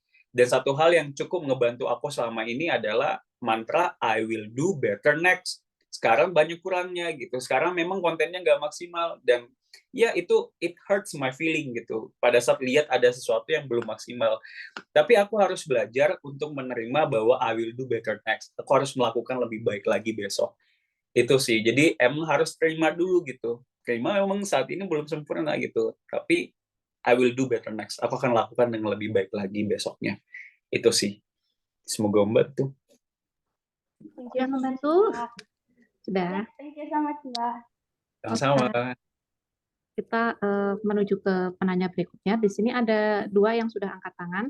Aku akan ngasih kesempatan untuk 2 orang yang sudah angkat tangan ini dulu, dan ternyata ada beberapa yang sudah mengajukan pertanyaan di Q&A, dan aku Oke, baru boleh. menyadari itu. Jadi setelah 2 penanya ini, Kak Niar Ibrahim dan Kak Anca, kita untuk menjawab pertanyaan di Q&A ya, Kak Fadia. Yes. Oke, boleh Kak Niar dulu. Tadi aku lihat angkat tangan duluan soalnya. Oke, terima kasih Kak Kak Nindita. Selamat siang Kak Fardi. Halo, Niar. Mau tanya terkait tadi kan ada kalimatnya Kak Fardi itu kita sakit hati ketika kita mengizinkannya kan. Nah, pengen tahu sih coping mechanism dari Kak Fardi sendiri itu untuk kita bisa rilis emosi yang mana kan kadang kalau kita sebagai konten kreator tuh ada juga ketika baca-baca komen kan sebel gitu kan. Nah, untuk emotional dumpingnya gitu gimana Kak? Oke. Satu hal yang next question, thank you. Aku secara pribadi sering banget baca-baca komen atau ada hal-hal yang mungkin agak kurang menurut aku pribadi. Yang aku lakukan salah satu coping mechanism aku sendiri adalah aku mengambil jeda gitu. Karena mengambil jeda tidak merespons hal itu secara langsung adalah sebuah respons. Ngerti nggak? Karena pada saat misalkan aku langsung merespon, langsung mendefine saat ini tuh emosi aku kayak gimana nih baca ini gitu. Pasti sedih, pasti apa gitu. Aku coba mengambil jeda dulu gitu. Mengambil jeda juga harus ada aktivitas gitu. Salah satunya mungkin entah nge-gym, entah itu aku harus lari, entah itu aku harus keluar dulu aja gitu, melupakan hal itu. Jadi sosial media pada saat aku udah baca banyak beberapa komen yang mungkin menurut aku kurang, aku tutup sosial media aku, tutup HP aku, cuma bilang this is not real. Tutup HP-nya dan aku harus keluar dari situ gitu. Yang menjadi masalah adalah ketika aku baca komen, tapi aku tetap ada di situ. Jadi kayak aku tetap buka sosial media, aku tetap tetap scrolling, tetap buka-buka DM lagi. Energinya tuh masih ada gitu. Karena masih ada di lingkungan smartphone itu sendiri. But when I decide to do something else untuk melakukan hal-hal yang lain, itu cukup bisa ngerilis gitu. Memang apakah misalkan tadi kan aku udah bilang ya, kita akan sakit hati pada saat kita izinkan. Tapi kenyataannya kita bakal sakit hati pada saat kita udah baca itu sendiri gitu. Tapi kan yang menjadi pertanyaan adalah sakit hatinya bakal lama atau enggak. Tergantung coping mechanism itu sendiri. Dan yang aku lakukan ya mengambil jeda itu. Jadi kawan-kawan semua harus cari tahu ya, cari cara coping mechanism kawan-kawan itu apa. Baca buku, kayak nggak bisa deh, aku sakit hati nggak bisa baca buku gitu, aku nggak bisa maksimal gitu. Apa yang bisa aku lakukan lagi? Oh, ngopi. ngopi terus HP-nya di airplane mode gitu. Itu juga bisa. So it's normal. Ambil jeda dulu aja. Oke, thank you Kak Fardi. Sama-sama. Niar anak mulai nulis ya? Gimana? Anak mulai nulis ya, bukan ya? Kemarin ikut yang konten kreator. Oh, oke, siap. Oke, pernah lihat sebelumnya. Familiar Siap. ya. Familiar. Thank you. Oke, thank you. Sama-sama. Oke, thank you Kak Niar atas pertanyaannya. Nin, Dan ini di chat bisa voting gitu nggak sih? Nggak bisa ya? Jadi kayak di Instagram. Nggak bisa ya? Oh ya udah. Nanti di Instagram ini aja kali ya. Instagram Project Ambis ya. Guys, setelah kita webinar, kita mau voting di Instagram Project Ambis ya. Jadi kayak voting terakhir 24 jam, itu adalah kota yang akan kita ngopi bareng. Siap ngopi nggak? Nggak harus siapa yang ngopi juga sih. Kawan-kawan mungkin ada yang kopi seneng. bareng sama Kak Fardi? Iya, Kopdar bener. sama Kak Fardi. Bukan kopdar sih. Please. So yesterday banget ya bahasanya kopdar. Iya, tapi masih aman sih kopdar daripada ada satu bahasa lagi yang menurut aku no. Oke, lanjut. Tadi ada Kak Anca, silahkan. Halo Kak Anca. Halo Kak Ferdi dan thank you for Kak Aden sebelumnya dan thank you for the remarkable insight that you gave to us. Sebelumnya suaranya kedengaran nggak Kak? Aman. Eh, Siap Anca sebenarnya- dari mana? Tadi Niar juga ya. belum ikut ya. Siap. Ya, perkenalan, nama saya Anca, saya dari Sulawesi. Agak cukup jauh ya. Mantap. Dan sebenarnya ada Biasanya banyak, orang Sulawesi itu ambis-ambis nih emang. amin ya, sebenarnya lagi downgrade banget sih akhir-akhir ini. Oke, back to the question. Sebenarnya ada beberapa pertanyaan, cuman saya highlight yang paling ini aja. Gimana sih ini untuk memulai konten atau terjun langsung ke dunia apa ya, dunia sosial media, karena terkadang pengen rasanya ingin terjun ke dunia sosial media, tapi ada rasa perasaan yang kayak muncul dari diri sendiri tuh, nanti dijudge sama orang kontennya gini-gini dan apaan sih so gini banget. Gimana sih cara nge-deal with atau overcome dengan feeling tersebut? Terima kasih. Sama-sama. Tahu nggak kenapa aku pindah dari Makassar terus ke Jogja pada saat itu gitu. Jadi ini bukan generalisasi ya. Pada saat itu 2016-17 aku lagi live Facebook tuh. Terus kayak ada yang ngomong sampingku di kafe, ngapa mau itu? Jangan vlog. Tahu lah ya, mungkin orang Makassar gitu. Dan hal tersebut yang membuat aku tuh kayak langsung pengen tutup aja gitu. Takut banget dijudge gitu. Takut banget ketika apa yang aku posting itu belum sesuai ekspektasi. Apalagi ketika orang-orang yang melihat konten kita adalah kawan-kawan lama kita. Karena nilai diri kita adalah yang mereka lihat beberapa tahun yang lalu. Pokoknya bahkan teman kuliah aku pada saat bikin konten di awal itu ada yang komen kayak Fardi teguh, padahal kamu nggak sepositif itu gitu. Pokoknya pasti selalu ada gitu. Tapi apa yang membuat aku tetap konsisten bikin konten pada saat itu? Karena aku dengar salah satu kata mentorku bilang kayak gini, kalau misalkan ada konten kamu dan kamu takut dijudge oleh orang-orang sekitar kamu dan kamu selalu menunda karena takut dilihat oleh orang itu, kamu nggak akan pernah memulai gitu. Justru karena kamu pengen attract audiens yang baru, pengen attract orang-orang memang sesuai dengan value kamu, ya kamu harus berbagi itu, kamu harus sharing itu. Mau dikatain nggak sesuai value, mau dibilangin sok-sok aja, itu cuma awalnya doang gitu. Itu cuma audiens awal yang juga pada akhirnya bakalan ketutup sama audiens yang baru gitu. Dan faktanya kan kelihatannya saat ini Sosial Kreatif, akun Fardiandi, yang follow adalah yang sesuai dengan value aku gitu. Orang-orang yang mungkin nyinyir, yang mungkin melihat nilai diri kita rendah ya bakalan berkurang gitu. Mereka jumlahnya nggak banyak lagi gitu. Jadi untuk bisa melawan rasa takut itu, kawan-kawan harus define dulu gitu. Misalkan, oke, nilai dirimu ada berapa? Nilai diriku 7 misalkan.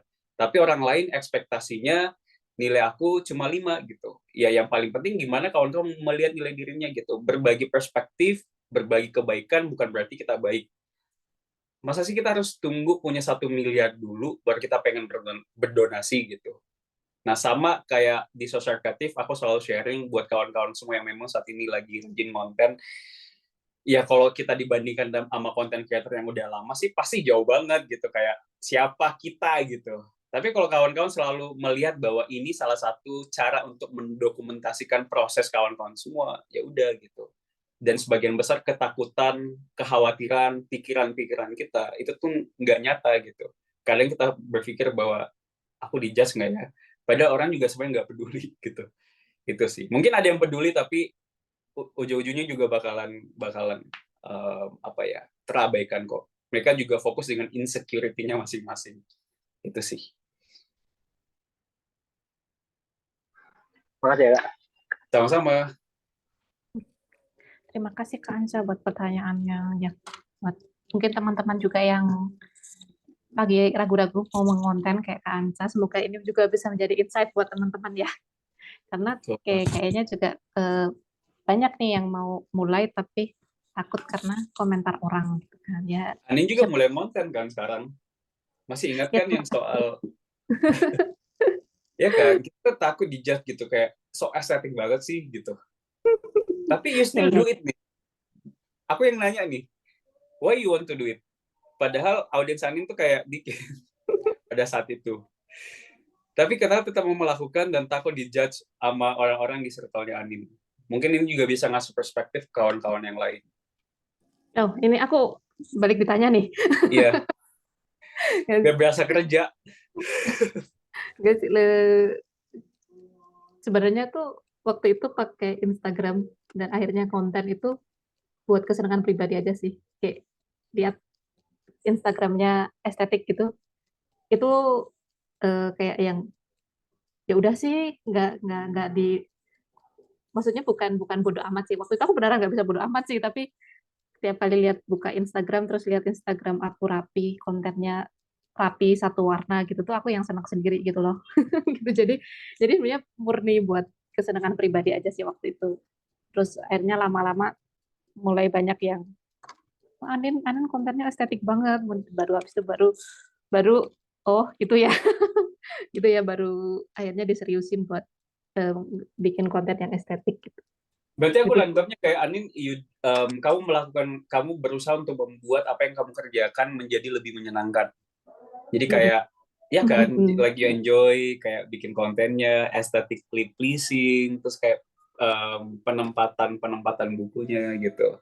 Sama sih dengan materi hari ini. Betul. Oke, siap. Thank you, Nin. Next question. Seperti janjiku tadi, kita akan lanjut ke Q&A yang ada di Q&A. Kita mulai dari yang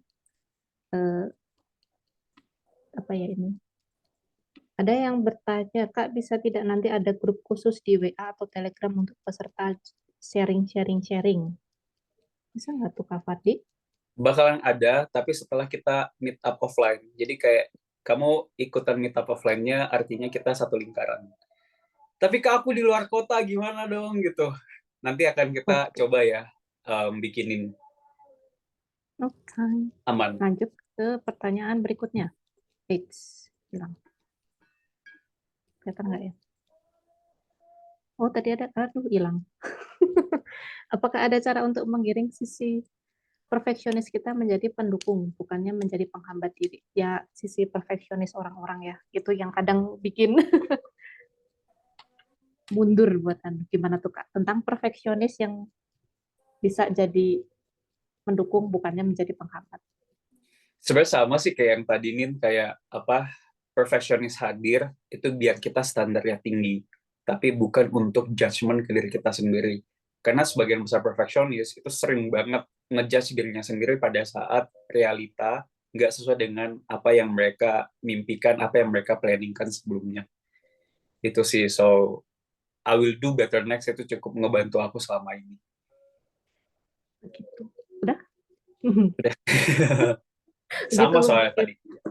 Buat Kak Nur Intan Aprilia sudah terjawab. Semoga orangnya masih ada nggak ya? Semoga sudah menjawab pertanyaannya ya. Oke, lanjut ke penanya berikutnya. Ini dari Anonymous ya. Anonim, penanya-penanya anonim. Mau bertanya, terkadang ikhlas dan accept itu kan susah banget ya. Ada nggak cara awal untuk bisa accept diri sendiri terhadap satu kejadian? Oke, acceptance itu bukan 100% acceptance. Jadi kayak cara aku mendefine penerimaan itu bukan yang 100% bisa nerima gitu. Jadi kawan-kawan semua pada saat lagi di posisi nggak stabil ya, let's say kayak kehilangan pekerjaan deh gitu. Nyatanya adalah kita bakalan sedih banget, dan kita belum mampu menerima itu secara utuh. Dan menurut aku pribadi itu nggak masalah gitu. Let's say penerimaan itu atau self acceptance itu ada 100 ya, ada 100%. Dalam proses ya, kawan-kawan hanya mampu menerima itu sekitar 70% dan masih ada rasa-rasa apa kayak ngeganjel, itu masih wajar gitu. Masih aman gitu. Sama kayak misalkan kawan-kawan sakit hati, ditinggalin oleh orang lain, pasti kawan-kawan nggak mampu accept itu 100%. Mungkin 80%, 90%, ya kawan-kawan define sendiri dulu aja gitu. Dan kawan-kawan jangan tunggu bisa menerima dirinya apa adanya 100%, baru pengen melakukan hal-hal baru pengen eksekusi lagi, baru pengen mulai untuk membangun mimpi lagi gitu. You just have to do it gitu. Walaupun masih ada part ya, part yang belum sembuh gitu. Itu sih, karena semakin kawan-kawan melakukan, semakin ada sesuatu yang kawan-kawan usahakan. Pelan-pelan mungkin luka itu nggak akan hilang, tapi setidaknya bisa pudar pelan-pelan karena kita punya pengalaman baru, kita punya aktivitas yang baru, kita punya mimpi-mimpi yang baru. Jadi aku tuh tiap kali sakit hati ada karya yang jadi gitu, ada sesuatu hal yang bisa aku lakukan, dan itu kan baik buat diri kita sendiri juga. Apakah dengan menciptakan sebuah karya aku udah 100% accept gitu? Enggak, masih ada galaunya, masih ada rasa nggak bisa terimanya, tapi life must go on gak sih, kata Jungkook gitu kan. So itu sih, jangan tunggu beneran full 100% baru pengen lakuin dulu aja walaupun masih 50-50. Itu sih, semoga membantu. Ya, semoga terjawab ini dari siapapun penanyanya ini ya. Ya, Anonim ya. Siap. Kak Fardi juga masih kadang-kadang masih tidak bisa menerima banyak hal. Iya kan, bener. Jadi kadang masih suka menggalau juga. Jadi jangan dikira Fardiandi ini live kehidupannya selalu yang positive vibes. Kadang-kadang juga menggalau pun ada gitu ya. Hari-hari menggalau. Jadi Iya, tetap nggak tiap hari juga ya, tapi ya pasti gitu, manusia. must go on ya. Oke, kita ke penanya berikutnya dari Anonymous lagi. Ya, Kita anonim nggak ditahu nih dari kota mana ya. ini agak panjang sih pertanyaannya. Kalau misalnya kita lagi bangun personal branding tentang karir dan self development, kalau dari karir sharing aja tentang gimana dulu sampai dapat kerjaan, lalu langkah-langkah, dan self development-nya masih belajar tapi suka sharing quote-quote motivation.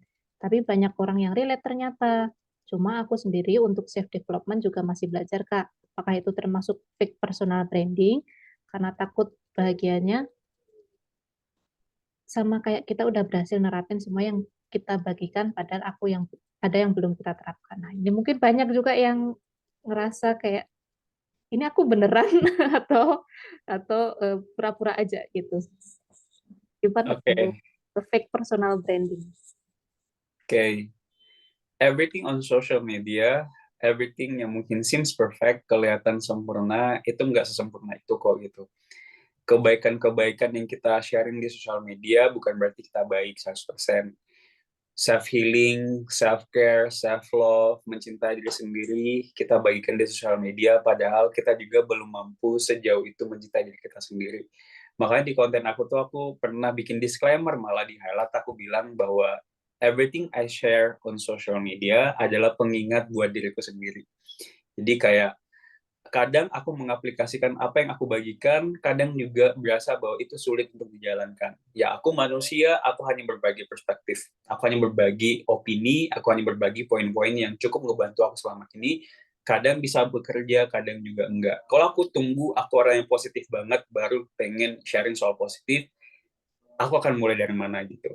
So, pada saat kawan-kawan mencoba untuk berbagi sesuatu yang kawan-kawan merasa bahwa aku belum sejago itu ngomongin self improvement, self development, well, cara aku mengukurnya adalah ketika kawan-kawan bikin konten dan ternyata banyak yang suka, itu menunjukkan kawan-kawan tuh punya kapasitasnya di situ gitu. Selama hal yang kita bagikan bukan sesuatu yang melenceng, ya, apalagi soal jurnal-jurnal kedokteran, hal-hal yang teknis dan sifatnya tuh ilmu banget, tapi kawan-kawan nggak punya ilmu tapi berbagi jangan gitu, apalagi ngasih ide-ide yang sebenarnya itu merusak orang lain. Selama hal yang kita bagikan positif, bisa bermanfaat buat orang lain, ya udah bagikan dulu aja walaupun kita belum sepositif itu. Itu sih. Apakah saat ini aku bikin konten relationship aku berjalan dengan lancar gitu? Jawabannya enggak gitu. Faktanya adalah sebagian besar konten aku direspons pada saat aku ngebahas relationship, makanya porsinya itu bakalan dikotak-kotakan gitu. Selama aku berbaginya nyaman dan hal yang aku sharingkan enggak menantang misalkan, ya udah aku lakuin dulu aja. Itu sih. Wow, jawaban yang cukup panjang ya tentang membangun fake personal branding dan personal branding itu kayak gimana gitu.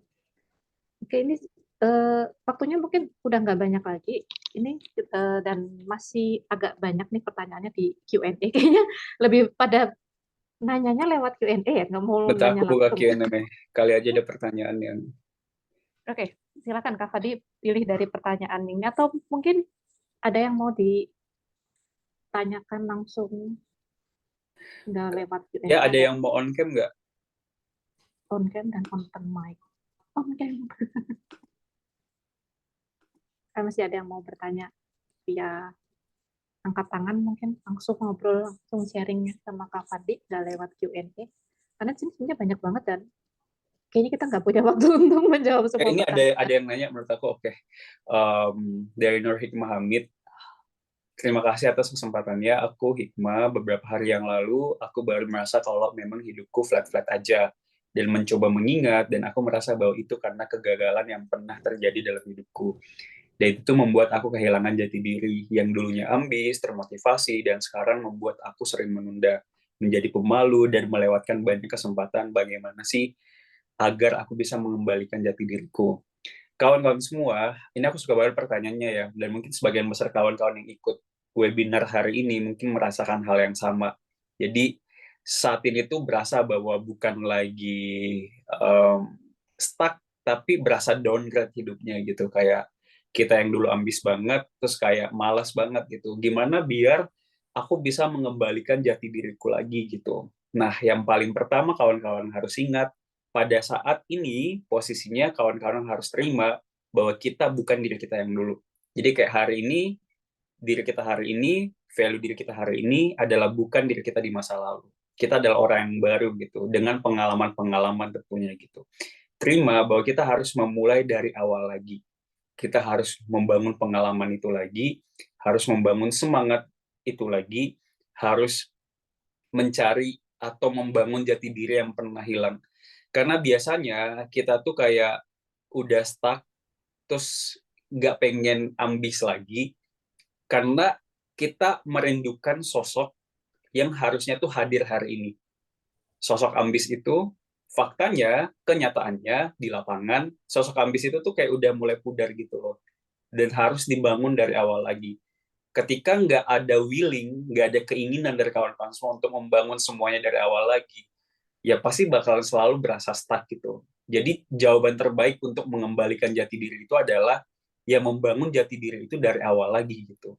Mulai untuk memperluas lingkaran, mulai untuk belajar hal-hal baru, membangun habit-habit yang baru, baca buku yang baru misalkan gitu.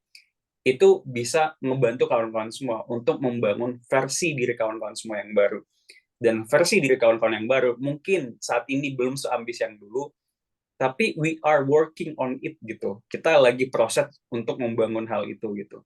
Dan itu yang aku selalu bilang ke diriku gitu, kayak Far, dirimu di masa lalu, yes, kamu berprestasi, kamu punya ini, kamu punya itu, tapi dirimu saat ini adalah ya kamu gitu, yang kamu punya saat ini adalah hari ini, saat ini gitu.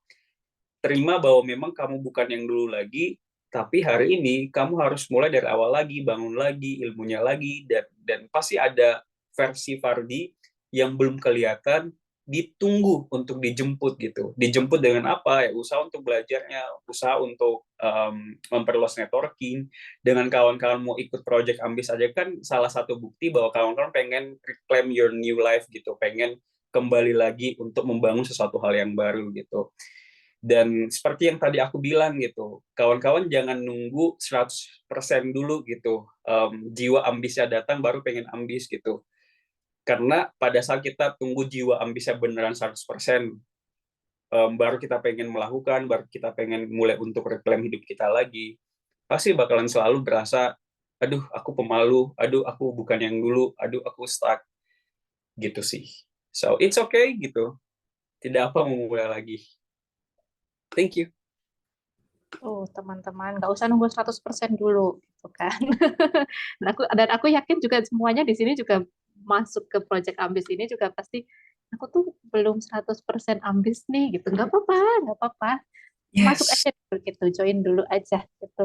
Bareng sama teman-temannya, mungkin dengan ketemu teman-teman yang udah lebih banyak, nggak 100% juga, mungkin teman-teman yang udah 50% ambis, 70% ambis bisa saling sharing tadi gitu kan. Oh Dan ya, nanti satu lagi, ada buat kawan-kawan semua, kalau misalkan pengen menciptakan lingkungan Project Ambis ini benar bekerja, kawan-kawan pada saat lagi melakukan habit yang baru, tak aja Project Ambis gitu. Kayak starting my new life with olahraga misalkan, starting my new Ambis life dengan baca buku misalkan. Karena itu juga bisa ngebangun motivasi ke kawan-kawan itu sendiri gitu. Karena akunnya juga bakalan terus berlanjut sebagai sebuah komunitas.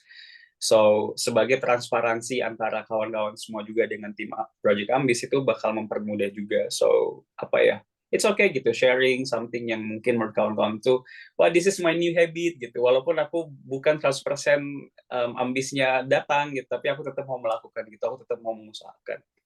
Itu sih.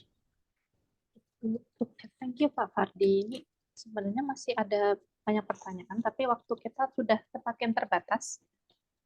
Oke, Bagaimana? satu lagi deh, satu terakhir. Oke, Boleh. satu lagi karena kayaknya Kak Fardi sudah sangat pengen ngejawabin pertanyaan juga ya. Oke, mungkin untuk pertanyaan terakhir bisa kita open mic dan open cam aja ya, biar Boleh, sekalian. boleh. Ada yang Mungkin bisa nggak? ada yang mau sharing, ada yang mau angkat Ya, tangan. terakhir nih, last chance. Ayo. Kesempatan terakhir buat yang mau bertanya, silahkan angkat tangannya sekarang. Duh. ya boleh yang mau bertanya angkat tangan, nanti mungkin kita kasih kesempatan buat sharing dan bertanya. Oke, ada Kak Dina, Kak? Mungkin boleh langsung open mic-nya. Oke. Terima kasih atas kesempatannya. Tadi maaf saya telat datang nih dari jam 3 tuh baru masuk room. Jadi nggak tahu ini pertanyaannya udah terjawab apa belum. Cuma saya ingin tanyakan gimana sih tips Kak Fardi untuk memanage prioritas ide. Kadang tuh kalau kesulitan dari saya tuh suka misalnya kebanyakan ide. Jadi suka terlalu banyak overstimulasi gitu. Jadi nanti tiba-tiba bingung mau ngapain dulu gitu. Nah itu udah nggak sih tipsnya dari Kak Fardi untuk memanage itu, mau pas eksekusi ide sama brainstormnya gitu. Itu sih. Oke. Bentar, sebenarnya Kak Dina dari kota mana, Kak? Aku dari ini sih Tangsel, dari BSD. Oke. Deket lah ya. Oke, problem bukan anak muda aja sih, kayak sebagian besar orang saat ini tuh adalah kita tuh terlalu banyak ide. Kita terlalu banyak yang kita pengen eksekusi, jadi kayak overwhelm sendiri. Makanya aku di handphone itu ada satu notes namanya Bank Ide. Everything yang aku pikir, apapun yang mungkin ide-ide yang lagi ada, aku akan mulai untuk tulis gitu. Apapun yang kepikiran, aku akan mulai tulis gitu. Nah, yang menjadi pertanyaan adalah gimana memprioritaskan ide ini tuh yang worth it untuk kita chasing, dan ini adalah ide yang ya udah diabaikan aja gitu. Jawabannya adalah harus belajar untuk menyelesaikan hal yang kamu udah mulai gitu. Jadi kalau misalkan ada satu idea yang memang pada saat itu memang aku ada motivasinya untuk kerjakan, aku akan kerjakan itu sampai selesai dulu, baru aku pindah ke ide berikutnya gitu. Sesederhana kayak gini guys, contoh konten ya, ide konten. Ide konten kan banyak banget ya. Misalkan hari ini ada satu ide konten, aku pengen bahas soal buku Effortless. Tapi lagi scrolling TikTok, lagi ngomongin soal drama Queen of Tears ya, yang lagi rame gitu. Wah, yang mana nih yang aku harus selesaiin gitu. Sedangkan ini adalah dua ide yang sama-sama adalah ide yang oke gitu untuk aku coba untuk maksimalin gitu. Ya aku harus memilih gitu di antara dua ini, ide mana yang lebih urgent, yang beneran bisa ngasih aku benefit yang lebih gede gitu. Ya udah aku selesaikan dulu hal effortless ini, kan menurut aku konten sosial kreatif belum ada konten-konten soal hal praktikal yang bisa dilakukan. Ya udah aku selesaikan ini dulu, baru pindah ke ide berikutnya. Kalau ngomongnya adalah ide yang konsepnya tuh lebih luas, kayak ide bisnis, ide value konten, ya mungkin dulu brandingnya soal kecantikan, terus tiba-tiba pengen jadi pengembangan diri, itu tuh kita harus ngasih waktu sih. Jadi kayak cara aku mengukur sebuah ide itu bekerja atau enggak, aku kasih 3-6 bulan. 3-6 bulan, kalau bekerja kau akan lanjut dengan ide itu, tapi pada saat ternyata belum sesuai dengan ekspektasi, aku akan dengan mudah untuk ganti ide itu. Tapi kalau misalkan yang dibicarain, diomongin adalah ide-ide konten, ide-ide sehari-hari, you have to execute it one by one. Nggak apa-apa, tampung aja semuanya. Tapi pada saat pengen eksekusi, seleksi lagi. Jadi ide konten ini banyak, ada 100 nih gitu. Scrolling lagi yang mana yang lebih urgent, yang mana yang lebih dibutuhkan oleh audiens aku saat ini. Itu sih. Yang diomongin Kak Dina soal apa nih idenya? Soal ide konten sih. Ya, benar. Jadi emang execute one by one sih. Jadi pada saat ada satu idea konten yang menurut aku wajib, ya udah aku posting 2 kali sehari gitu. Saking aku pengennya gitu. Gak apa-apa. Yang penting nggak jomplang aja sih. Oke. Ada waktu khusus nggak sih Kak? Maksudnya kayak, di waktu ide dan waktu teknis itu berbeda kah dari Kak Fardi? Idealnya bikin konten tuh brainstorming sama eksekusi kontennya tuh harus di hari yang berbeda biar bisa maksimal gitu. Tapi faktanya kan di dunia sosial media selalu ada hal yang baru, selalu ada tren yang baru, dan menurut aku dalam seminggu kalau misalnya ada 2 konten yang pada saat nyari ide terus langsung dieksekusi bikin kontennya, nggak apa-apa. 1-2 konten masih nggak masalah. Tapi kalau semua konten kita tuh serba dadakan semua, jadi kita nggak bisa bangun konsistensi di situ gitu. Jadi kayak habit kita tuh, kita selalu kayak berasa in a rush gitu loh, kayak terburu-buru gitu loh, kayak harus scrolling lagi, cari audio lagi gitu. 1-2 konten nggak apa-apa, sama kayak konten aku yang kemarin ya. Jadi ada konten yang menurut aku harus naik sekarang nih gitu, karena aku lihat ada topik yang lagi viral, ya udah aku eksekusi dulu aja gitu. Tapi itu tidak mempengaruhi habit aku sebelumnya gitu. Jadi ada hari yang memang khusus untuk ngumpulin ide, ada hari untuk tag videonya atau bikin kontennya, edit videonya. Itu sih. Makasih Kak, udah terjawab. Yap, sama-sama. Sorry, ini suaraku tenggelam atau berisik ya? Enggak, udah ada. Hai. Oke. Soalnya Siap. kamar aku kan di samping sawah dan ada yang lagi panen. Oh, that's okay. Suaranya bakal berisik banget deh. Aman ya? Aman. Oke, dan karena kita tadi jadwalnya tapi terima kasih Kak Fadi sudah menjawab semua pertanyaan teman-teman, dan untuk teman-teman yang pertanyaannya belum dijawab mungkin bisa ditanyakan di lain waktu, atau tadi bakal ada forum buat sharing-sharing, atau mungkin via DM-nya di Project Ambis juga boleh ditanyakan, mungkin nanti bakal ada yang kesempatan untuk dijawab sama Kak Fadi gitu. Dan mungkin ini bakal jadi sesi terakhir kita hari ini. Mungkin ada Kak Fadi ada beberapa kata-kata yang mau disampaikan untuk ini ada info kopdarnya bakal di-share di mana Kak? Oke, akan di-share di Instagram Project Ambis. So, stay tune aja ya. Project Ambis ya, nanti bakal ada voting setelah ini lagi. Tolong ya Ji, update soal voting kota Bandung atau Jakarta gitu. Terus tiba-tiba di bawah ada Bekasi. Aku belum pernah ke Bekasi soalnya. Siap. Sebagai konklusi menurut aku pribadi, kayak jiwa Ambis tuh prosesnya tuh panjang gitu loh. Kayak kadang kita full 100% percaya dengan diri kita sendiri, kadang juga cuma 50%, kadang juga cuma 70%. Jangan tunggu 100% baru pengen mulai gitu. Dan sebagian besar orang hidupnya itu naik dan turun. Bukan cuma kawan-kawan semua gitu. kadang kita berprestasi banget, kadang juga kita belum mencapai apapun yang kita inginkan. Tapi yang membuat hasil akhirnya berbeda adalah respons kawan-kawan hari ini. Menerima bahwa oke, aku nggak ambis, ya udah memang ini takdir hidupku. Atau kawan-kawan ambil kesempatan itu, ambil tanggung jawab itu bahwa oke, aku belum 100% ambis, tapi aku pengen hidupku berbeda. Hidupku bakal berbeda tergantung apa yang aku lakukan hari ini gitu. Salah satu buktinya kawan-kawan ikut Project Ambis because you want to do different, dan aku juga appreciate itu. Itu sih. E-booknya dikerjain ya, worksheet-nya. Jangan cuma dibaca doang, terus kayak nggak ada hal yang praktikal yang dilakukan. Itu sih. Selamat mengerjakan worksheet-nya teman-teman. Itu sudah disusun dengan sedemikian rupa sama Kak Fardi biar e-booknya nggak cuma dibaca doang, tapi ada yang bisa dilakukan sama teman-teman juga. Dan setelah ini bakal ada project-project Ambis lainnya. Betul, jadi kawan-kawan yang udah ikutan Project Ambis angkatan pertama, kawan-kawan nggak perlu bayar lagi untuk ikut Project Ambis berikutnya. So, tiket Project Ambis adalah e-book kawan-kawan saat ini.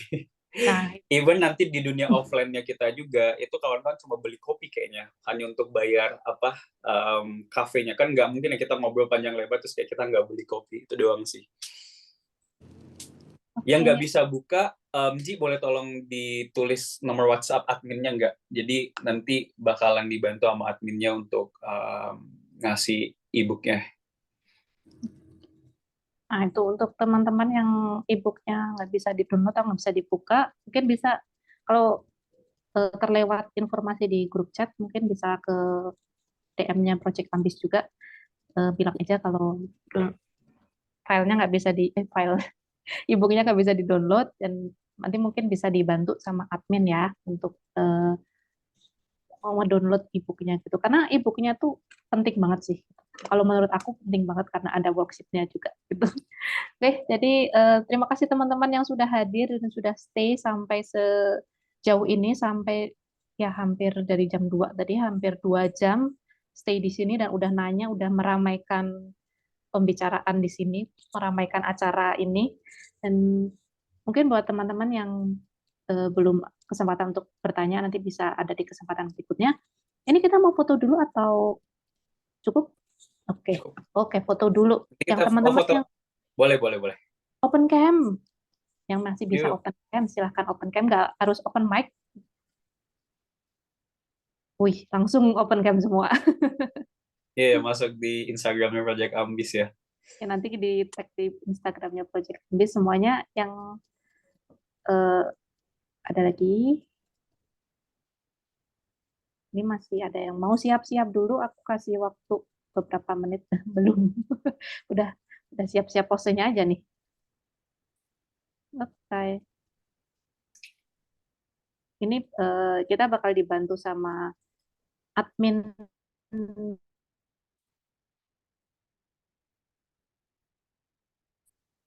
dari Sosial Kreatif, dan berapa kali layar, dan kita kan nggak tahu ada di screen yang mana ya, jadi mungkin beberapa kali. Oke, udah nih, udah ada lagi yang masih mau open cam. Oke, aku anggap sudah semua ya, udah siap semua ya.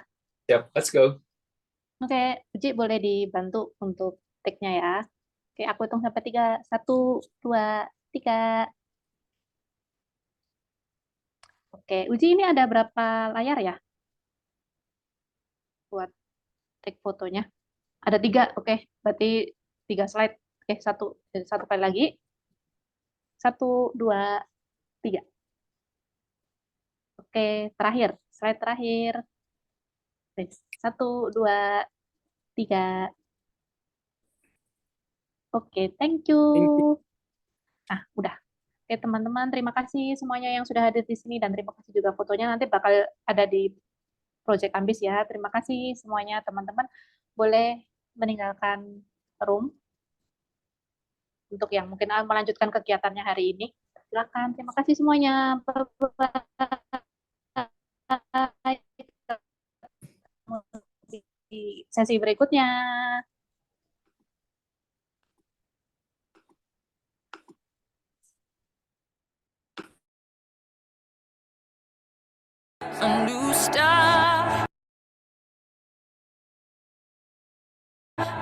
inside.